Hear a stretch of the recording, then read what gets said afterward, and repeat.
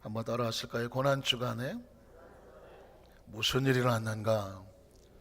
오늘 특별히 목요일에 무슨 일이 일어났는지 말씀을 통해서 한번 상고하기를 원합니다. 아주 중요한 사건이 두 가지가 있는데요. 그것은 바로 유월절을 지키시는 예수 그리스도와 제자들, 그리고 이어지는 최후의 만찬. 최후의 만찬, 성만찬은 어디서 시작된 것일까? 바로 십자가를 앞두고 예수님께서 그 제자들과 함께 가지셨던 아주 중요한 사건이죠. 우리가 매달 첫째 주일에 성만찬, 성찬식을 갖게 됩니다. 기독교에는 두 가지 성례가 있는데 바로 침례식과 성찬식입니다. 이 성찬식은 그냥 하는 것이 아니라 그리스도의 명령이죠. 오늘 그 의미를 함께 새겼으면 좋겠습니다. 우리 첫 번째로 예수님께서는 제자들과 함께 유월절 식사를 하셨습니다. 이 기독교 신앙의 유월절이라고 하는 것은 굉장히 중요한 의미가 있습니다. 왜냐하면 이스라엘 백성들이 출애굽기 14장 애굽에서 나올 때에 그들이 양을 잡아 그 피를 가지고 문인방에 발랐을 때 죽음의 사자들이 넘어갔다, 패스오버했다는 거죠. 유월은 넘어간다는 의미를 가지고 있습니다. 그 피로 말미암아 생명의 구원을 얻었습니다. 이것을 기념하는 것이 바로 유월절이거든요. 예수 그리스도를 유월절 어린 양이라고 말한단 말이죠. 그 예수의 피를 통해서 우리가 구원의 은총을 얻는 의미가 있기 때문입니다. 오늘 성경으로 들어가 보겠습니다. 마태복음 26장 17절 보니까 무교절의 첫날, 무교절은 바로 발효되지 않은 떡을 먹는 유월절의 행사 중에 이어지는 것이죠. 첫날에 제자들이 예수께 나와 이르되 유월절 음식 잡수실 것을 우리가 어디서 준비하기를 원하시나이까? 제자들이 예수님에게 유월절을 어디서 했으면 좋겠습니까? 라고 질문을 합니다. 그랬더니 그 다음 대답을 보니까 이르시되 성 안에 아무에게 가서, 아무에게라고 말하죠. 이름이 없습니다. 누군지 밝히지 않고 있습니다. 요한복음에 가면 물 한 동이를 지고 가는 사람이라고 나옵니다. 물 한 동이. 역시 이름이 없습니다. 누군지 알 수가 없습니다. 그냥 아무개에 불과합니다. 그런데 예수님께서는 이미 이 유월절 최후의 만찬을 할 것을 어떤 사람에게 맡겨놓고 있는 것이죠. 그 사람을 만나서 이르되 선생님 말씀이 나의 때가 가까이 왔으니 내 제자들과 함께 유월절을 내 집에서 지키겠다 하시더라 하라. 놀랍게도요, 예수님의 사역을 보면 화려하게 등장하는 베드로, 요한, 야고보 이런 제자들의 이름도 있지만 전혀 무명의 숨어있는 사명자들의 모습이 곳곳에 드러나고 있다는 것입니다. 저는 그것을 보면서 주목을 하기를 원합니다.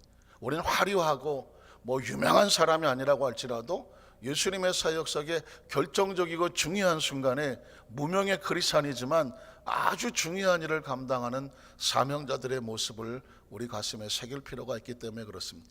그냥 아무개에 불과하죠. 물 한 동이를 지고 가는 사람, 전혀 이름이 없죠. 그러나 그 사람이 예수님의 유월절 장소를 미리 준비하도록 예비된 사람이라는 것입니다. 자, 그랬더니 어떤 일이 벌어집니까? 19절에 보니까 제자들이 예수께서 시키신 대로 하여 유월절을 준비하였더라. 그 이야기는 뭐냐면 그 아무개를 찾아가서 예수님께서 때가 이르러서 유월절 지키기를 원한다 그랬더니 그가 그 제자들을 인도하고 그것이 마가의 다락방으로 가고 그곳에서 유월절 성만찬을 하게 되는 것을 보게 됩니다. 그 숨어있는 사명자들은 오늘 이 아무개뿐만 아니죠. 제가 성경에서 그런 사람들을 한번 찾아본 적이 있습니다. 기억하시나요? 백박의 주인을 기억하시나요? 나귀 주인을 기억하시나요? 예수님께서 이 종려 주일에 나귀를 타고 구약에 예언된 대로 예루살렘에 입성을 하시려고 하는데 나귀가 없잖아요. 예수님께서 제자에게 말합니다. 백박에 가면 나귀가 매여 있을 것이다. 그 나귀를 풀어와라. 그 주인이 말하기를 왜 당신이 내 나귀를 풀어가오? 하면 기억하시나요? 한번 따라 하실까요? 주께서 쓰시겠다 하라. 주께서 쓰시겠다 하라. 그러면 그가 줄 거라고 말하고 있습니다. 백박의 주인은 한 번도 드러난 적이 없습니다. 그냥 백박의 지역에 나귀를 키우는 한 무명의 사람이었습니다. 그런데 그 사람은 오랫동안 그 순간만을 기다렸습니다. 뭐 하기만을, 주께서 이 나귀를 타고 예루살렘에 입성하는 그날 그 나귀를 풀어줄 날만 기다리고 있었습니다. 예수님의 사역을 돕는 제자들은요, 복음을 전하는 자들만 제자는 아니에요. 숨어 있지만, 드러나지 않지만, 이름도 모르지만 평생의 단 한순간 예수님의 결정적인 사역을 위해서 예비하고 준비된 사람이 있단 말입니다. 그것이 저와 여러분이기를 주님의 이름으로 축원합니다. 아무도 몰라요. 그 사람 뭐 하는 사람이야? 나귀나 키우고 있네? 아무도 몰랐을 것입니다. 그러나 그 속에 누가 있었느냐?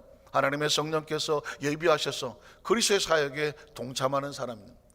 마태복음 26장에 보면 예수님께서 시몬의 집에서 식사를 하실 때에 한 여인이, 무명입니다. 물론 나중에 마리아다라고 나오긴 하지만 한 여인이, 무명입니다. 그 여인이 예수께 나와서 옥합을 깨고 향유를 부어 예수의 머리와 발에 붓고 자기의 머리털로 예수의 발을 닦았다라는 말이 나오고 있습니다. 물론 우리 크리스천, 이 한국 문화는 이해가 되지 않는 상황입니다. 그러나 이스라엘의 문화를 가지고 보면 가장 중요한 손님이 왔을 때에 손수 기름을 내어서 그 손을 닦아주고 손 발을 닦아주는 것은 최상의 예우와 같거든요. 문화가 그렇다는 것입니다. 그런데 그 여인이 가장 소중히 여기는 머리결을 가지고 예수의 발을 닦았다. 그거는 최상의 예우를 하고 있는 것입니다. 제자들은 생각하기를 너무 아깝다고 말합니다. 그 비싼 거를 왜 땅바닥에 쏟느냐? 그들이 정말 제자였나요? 제자는 스승을 생각하지 않겠습니까? 스승을 위해서 최선을 다하여 마땅하지 않겠습니까? 예수님의 발을 누가 씻겨야 되나요? 제자들이 씻겨야 되지 않겠습니까? 그러나 제자들은 스스로 자기들이 나중에 높아지기만을 생각하고 있었습니다. 그러나 그때의 진정한 제자가 나타났습니다. 무명의 한 여인이 예수의 발에 향유를 붓고 닦았습니다. 저는 그 성경에서 외치고 있는 소리를 듣게 됩니다. 누가 진정한 그리스도인가? 누가 진정한 제자인가 묻는 것입니다. 껍데기가 제자가 아닌 것이죠. 껍데기가 그것이 자신의 신앙을 증명하지는 않아요. 겨우 결정적인 순간에 과연 당신은 무엇을 하느냐? 이게 중요한 것이죠. 진정한 제자는 한 여인이었습니다. 예수님께서 말씀하시기를 그를 괴롭히지 말아라. 그가 내게 좋은 일을 하였다. 그가 내 장사를 위한 것이라고 말했습니다. 사랑하는 성도 여러분, 누가 제자인가요? 그리스도의 사역에 비록 적은 것이지만, 하찮아 보이는 것이지만, 그러나 진정한 제자는 그리스도의 사역을 해서 기꺼이 자신의 어떤 것들이 드려지는 것을 마다하지 않아요. 이게 바로 제자들의 모습이라고 하는 것입니다. 혹시 기억하시나요? 예수님께서 그 십자가의 언덕을 올라가기 위해서 십자가를 지고 갈 때 이리저리 비틀어지고 넘어지고, 비아 돌로로사라고 하는 성지순례에 가면 유명한 언덕길이 있는데 십자가를 지고 가면서 7번을 고꾸라지셨다는 것입니다. 어마어마하게 큰 그 십자가, 이미 피투성이가 돼서 39대의 채찍을 맞고 온몸에 기력이 쇠하신 예수님이 그 십자가를 지고 어떻게 올라갑니까? 7번을 꼬꾸라치고 그 꼬꾸라진 골동마다 흔적이 남아서 비아 돌로로사라고 하는 슬픔과 괴로움의 골짜기 언덕을 올라간단 말이에요. 그때 한 사람, 고레네 시몬에게 한 사람이 그 십자가를 대신 짊어지게 했다라는 표현이 나오죠. 예수님의 십자가를 대신 짊어지게는 어떤 사역에 함께 동참할 수 있는 이름 없는 무명의 한 크리스찬이 나오는 모습이죠. 예수님께서 장사되었을 때 무덤이 없잖아요. 무덤이 없잖아요. 그때 아리마다 요셉이 그 시신을 가져다가 자신을 위해서 놓은 그 무덤에 예수의 시신을 안치했더라. 저 유명한 아리마다 요셉이라는 것입니다. 화려하지 않아요. 뭐 잘 등장하지도 않고요. 사람들 기억 속에서 영원하게 잘 생각도 안 나는 이름이에요. 그러나 여러분 보십시오. 예수님의 귀한 사역 속에서 결정적인 순간마다 숨어있는 크리스찬이 있습니다. 사랑하는 성도 여러분, 우리가 세상에 화려한 존재로 드러나지 않지만 결정적인 순간에 숨어있는 크리스찬, 사명자, 그런 신앙의 모습이 되시기를 주님의 이름으로 축원합니다. 제가 어제 설교할 때에 배역이라는 표현을 썼습니다. 크리스찬도 배역이 있어요. 인생에도 배역이 있지 않습니까? 그 여러 가지 돕는 그 축복된 배역이 있는가 하면 비참하게 다른 사람을 고통스럽게 하고 힘들게 하는 배역도 있습니다. 어젠가요? 뉴스에 보니까 그 진주에서 아파트에 방화 사건이 나고, 그리고 자기 집에 불을 내고 피하여 나오는 어린아이, 노약자, 여성들을 무참하게 흉기를 찔러서 5명이 죽고 또 5명이 중경상을 입고 마치 지옥의 참상을 그대로 드러난 것 같다라는 그런 뉴스를 보게 됩니다. 약간 정신적으로 이상이 있고 오래전부터 문제가 있었던 사람인데 경찰의 조처를 취하지 아니함으로 말미암아 결국 일을 저질러내고 말았습니다. 왜 세상은 이렇게 안타깝고 힘든 사람들이 많이 있을까요? 배역이 달라요. 어떤 사람은 죽이는 자, 어떤 사람은 살리는 자입니다. 저와 여러분이 하나님 안에서 어떤 자가 되어야 되기를 원합니까? 굉장히 중요한 거예요. 정말 어렵게 태어난, 기적적으로 태어난 존재 자체가 기적인 우리가 인생을 살아가면서 어떻게 살길 원할까? 기도 제목은 그거야 되지 않을까요? 하나님 우리를 통해서 하나님의 나라가 더 나아지는데, 생명을 살리는데 우리가 쓰여지게 하여 주시옵소서. 적어도 성숙한 크리스천의 기도 제목은 그런 거여야 되는 것입니다. 가정도 중요하고 자식도 중요하고 뭐 사업도 중요하고 뭐 다 중요하죠. 필요한 것들입니다. 구해야 되는 것들이죠. 그러나 정말 제자는 무엇을 구하냐면 하나님의 나라를 위해서 내가 어떻게 쓰여지기를 원할까? 주님 나를 써주십시오. 그런 찬양도 있지 않아요? 주님 내가 여기 있습니다. 나를 써주십시오. 자, 그 전에 그런 간증을 한 적이 있습니다. 그 전에 섬기던 교회에 어떤 장애인 단체가 와서 집회를 한 적이 있습니다. 그때 장님이에요. 소경이죠. 눈을 보지 못해요. 허리도 굽었어요. 제가 볼 때 한 19살이나 20살 먹은 청년이에요. 찬양을 불러요. 주님 내가 여기 있습니다. 나를 써주십시오. 몸도 제대로 못 써 있고 눈도 초점도 안 맞고 시력도 없는데 도대체 그 몸을 가지고 그 찬송을 부르는 거예요. 오로지 목소리 하나가 있더라고요. 주님 내가 여기 있습니다. 나를 써주십시오. 뒷자리에 앉아서 찬양을 듣는데 펑펑 울었습니다. 그런 거예요. 세상은 화려하고 뭐 뛰어나지 않아도 되는 거예요. 자기의 주어진 어떤 작은 부분 하나를 가지고 하나님의 나라의 도구가 되기를 소원합니다. 그런 심령만 가지고 있으면 되는 거예요. 그렇게 쓰임 받다가 이 땅의 삶의 삶을 다 하고 하나님의 나라에 간다면 얼마나 소중하고 귀한 존재가 되겠습니까? 이번 고난주간 동안에 우리가 묵상해야 될 것은 뭐냐면, 평생 기도 제목이 될 것은 뭐냐면 주님 나를 써주십시오 하는 겁니다. 남이 알아주지 않아도 그분이 쓰시면 되는 거예요. 그분이 기억하시면 되는 거예요. 이 6월절에 무명의 크리스찬들이 놀랍게도 그런 도전을 우리에게 주고 있습니다. 20절 21절에 보면 저물 때 예수께서 12제자와 함께 앉으셨더니 그들이 먹을 때 이르시되 내가 진실로 너희노니 너희 중에 한 사람이 나를 팔리라.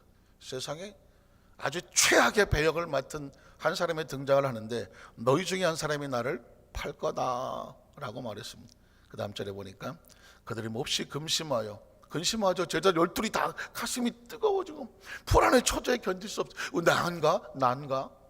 각각 여짜오되 주여 나는 아니지요. 대답하여서 나와 함께 그릇에 손을 넣는 그가 나를 팔리라. 인자는 자기에 대하여 기록된 대로 가거니와 인자를 파는 그 사람에게는 화가 있으리로다. 그 사람은 차라리 태어나지 아니하였더라면 저게 좋을 뻔한. 그래서 제가 배역이라는 말을 쓰는 것입니다. 누군가는 이걸 할 거란 말이에요. 가룟 유다가 아니라면 누군가는 예수를 팔 거예요. 그런데 하필이면 그 배역을 가룟 유다가 맡게 되었다는 거죠. 인생에도요, 신앙에도요, 배역이 있단 말이죠. 어차피 태어났다면 주님 우리는 살리는 존재가 되게 하여 주시옵소서. 자, 두 번째로, 그래서 최후의 성만찬의 모습으로 들어갑니다. 6월절 때 성만찬 안에 예수께서 가르치시는 모습이 나오는데요. 마태복음 26장 26절에 보니까 그들이 먹을 때 예수께서 떡을 가지사 축복하시고 떼어 제자들에게 주시며 이르시되 받아서 먹으라 이것은 내 몸이니라. 성만찬에 떡을 떼어서 먹는 것은 뭐냐면 그리스도의 몸인 것을 기념하는 것입니다. 주께서 친히 말씀하셨습니다. 이 떡을 받아 먹어라 이것은 내 몸이니라. 몸은 생명을 말하는 것입니다. 예수는 우리에게 생명을 부어주시기를 원하시죠. 그 다음 절을 보니까 또 잔을 갖자 감사기도 하시고 그들에게 주시며 이르시되 너희가 다 이것을 마시라. 포도잔을 주시면서 마시라. 이유가 뭘까요? 그 다음 절을 보면 이것은 죄 사함을 얻게 하려고 많은 사람을 위하여 흘리는 바 나의 피 곧 약속의 언약의 피라고 하는 거예요. 우리가 성만찬을 할 때 떡을 떼고 잔을 마십니다. 어떤 의미로 떡을 떼시고 잔을 마시나요?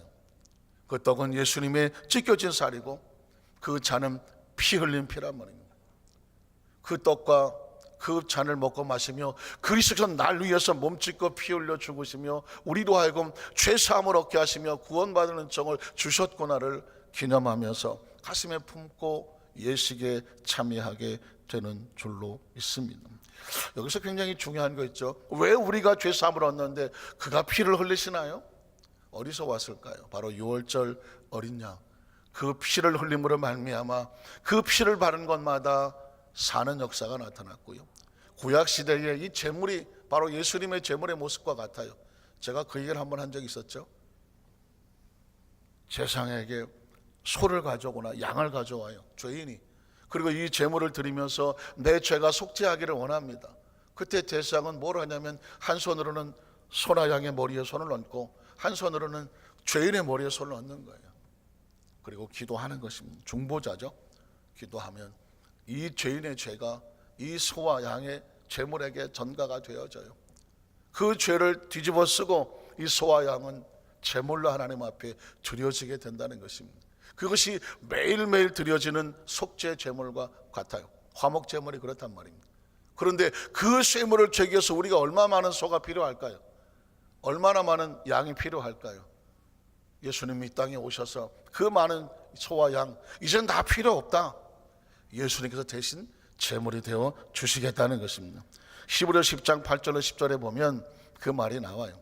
히브리서 10장 갈 수 있을까요? 자, 위에서 말씀하시기를 주께서는 제사와 예물과 번제와 속죄제는 원하지도 아니하고 기뻐하지도 아니하신다 하셨고, 이야기는 마음이 없는 제사, 마음의 중심이 없는 제사, 형식만 남아있는 제사는 원하지도 아니한다.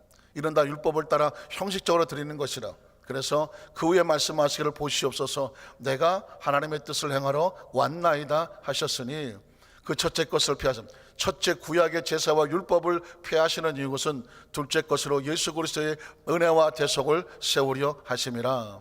이 뜻을 따라 예수 그리스도의 몸을 단번에 드리심으로, 한 번입니다. 한 번으로 말미암아 우리가 거룩함을 얻었는 거예요. 이제 다시 소가 필요하지 않아요? 필요한 것 같은데 아무래도 소가 필요하지 않아요. 양이 필요하지 않아요. 다른 제사가 필요하지 않아요. 오늘 이 구절의 핵심이 뭐냐면 단번입니다. 한 번이면 족하다는 것입니다. 그 한 번에 예수 그리스도의 제사로 말미암아 너희가 거룩함을 얻어노라. 11절로 12절에 보면 제사장마다 매일 서서 섬기며 자주 같은 제사를 드리고, 왜? 맨날 해야 되니까, 맨날 죄인이 오니까. 이 제사는 언제나 죄를 얻게 하지 못하고 한 번밖에 안 되니까, 또 일회용이니까. 오직 예수 그리스도는 죄를 위해서 한 영원한이라고. 제가 아까는 단번이라고 말했죠. 이번에 제사는 영원한 제사예요. 시간이 없어, 기한이 없어. 영원한 제사를 드리고 하나님 우편에 앉으셨다. 그 다음 절을 보면요, 13절을 보면 그 후에 자기 원수들을 자기 발등상에 되게 하실 때까지 기다리시나니 그가 거룩하게 된 자들을 한 번의 제사로 영원히 어떻게 하셨다? 온전하게 됐다. 예수 그리스도의 이 피의 제사는 한 번에 영원히 온전하게 거룩하게 한 제사입니다. 그래서 우리가 이 피를 의지하여 하나님 앞에 어떻게 나갈까요? 19절로 25절에 보면 그러므로 형제들아 우리가 예수의 피를 입어 성소에 들어갈 무엇을 얻었습니까? 담대함을 얻었습니다. 하나님 보좌 앞에 어떻게 나갑니까? 구약시대 사람들은 하나님 만나면 죽었습니다. 그런데 이제 신약시대 성도들은 예수님의 보혈을 위해서 하나님 앞에 나아갈 수가 있어요. 담대한 존재가 됐고 신분을 얻었습니다. 그 다음 절을 보면 그래서 그 길은 우리를 위해서 휘장 가운데로 열어 놓으신 새로운 살길이요 휘장한 것 그의 육체니라. 또 하나님의 집 다스리는 큰 제사장이 계심에 우리가 마음의 뿌림을 받아 악한 양심으로부터 벗어나고 몸은 맑은 물로 씻음을 받았으니 참 마음과 온전한 믿음으로 하나님께 나아가자. 또 약속하신 이는 미쁘시니 우리가 믿는 도리의 소망을 움직이지 말며 굳게 잡고 서로 돌아보아 사랑과 선행을 격려하며 모이기를 피한 어떤 사람들의 습관과 같이 하지 말고 오직 권하여 그날의 가까움을 볼수록 더욱더 사모하여 모이며 그 피의 제사로 덧니께 하나님께 나아가자. 그리하자. 할렐루야. 말씀하신 줄로 믿습니다. 말씀을 정리하기를 원합니다. 예수님께서 최후의 만찬 하지 않습니까? 예수님께서 십자가를 앞들고 제자들과 함께 마지막 유월절 식사를 하셨습니다. 그 유월절의 장소는 무명의 크리스찬이 예비한 것입니다. 오늘날도 하나님의 나라는요 무명의 크리스찬들이 이루어가고 있습니다. 이스라엘의 본 아들들이 예수님을 찬양하지 아니하면 걱정하지 마라, 저 길거리에 돌들이 일어나서 하나님을 찬양할 거다. 하나님께서는 화려하고 빛 까번쩍 휘황찬란한 그런 대단한 존재들을 원하는 것은 아닙니다. 소리 없이 하는 크리스천들의 모습들이 함께 모이어서 사역하기를 원하는 것입니다. 그 최후의 만찬에 주께서 하신 것은 살과 피를 상징하는 그 떡과 잔을 주시면서 내가 너를 위해서 죄사 먹게 하는 영원한 언약의 피다. 늘 먹고 마시며 요한복음에 보면은 내가 다시 올 때까지 이것을 기념하라 라고 말씀했습니다. 오늘 이 그리스도의 피와 살을 먹고 마시는 성찬의 의미가 이 고난주간 목요일에 있었다는 것을 기억하면서 오늘 저와 여러분도 하나님 앞에서 어떤 모습이든지 있는 곳에 최선을 다하여 주께서 기억하시고 필요할 때 쓰시는 축복의 통로를 내시기를 주님의 이름으로 축원합니다.